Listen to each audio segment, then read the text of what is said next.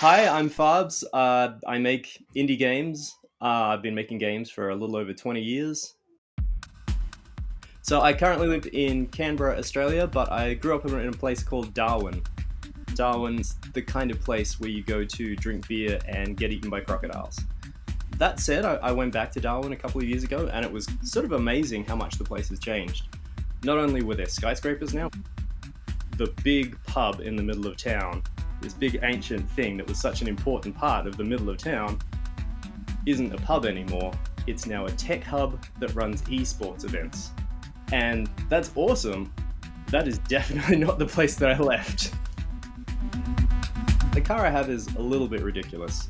A classic family car from 20 years ago that someone's spray painted gold, stuck a body kit on, and added a small turbo, and then it spent 20 years sitting outside. So it has a delightful license plate, Fun For Me, which I swear is not my fault. That came with the car. That's what I drive.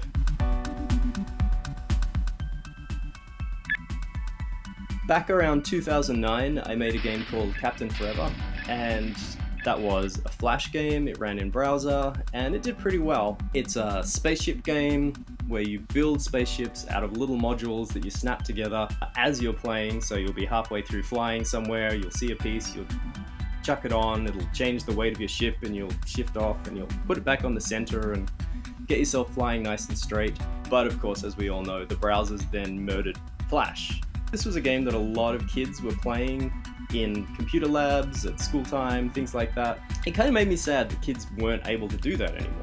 So at the start of last year, I started building it again, and I built it in JavaScript. I realized there was a great opportunity to make a couple of changes, and the biggest one I changed was now it's an IO game. You've got half a dozen other people flying around doing the same thing with you. When I would have been, I don't know, maybe 6 or 8 years old, somewhere around then, I was playing a lot of games on the Commodore 64, and back then games were often made by just one person, so there was a real habit that people had of just putting their name right there in the center of the screen, and one of those names was Jeff Minter. So I was playing Attack of the Mutant Camels, and I saw this guy Jeff made it, and I thought, well, I'm just somebody. Maybe that's something I could grow up to do. And that was a real eye-opener for me, because at the time, when you read a book, you can imagine, books are written by people. When you watch a movie, you see people walking around on the screen. You go, okay, this is a thing that people made. Back then, when you look at a video game, it was just such a strange thing. It didn't occur to me that there was some author behind it. And so seeing that was really meaningful to me and made me really think, this is something I want to do.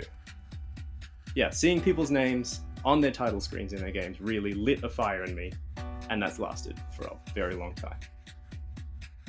I built games in studio life for about 10 years before bouncing out to become indie.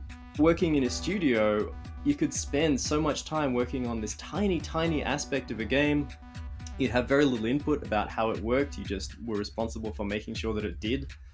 And I really felt like I wasn't really making games at that point. I was learning a few skills, hanging out with some really lovely people, but I wasn't making very much. And that's what I came in here to do. So I figure if I'm not going to get paid very much compared to, a programmer's salary outside the games industry, I may as well get paid not very much to do something that I actually want to do.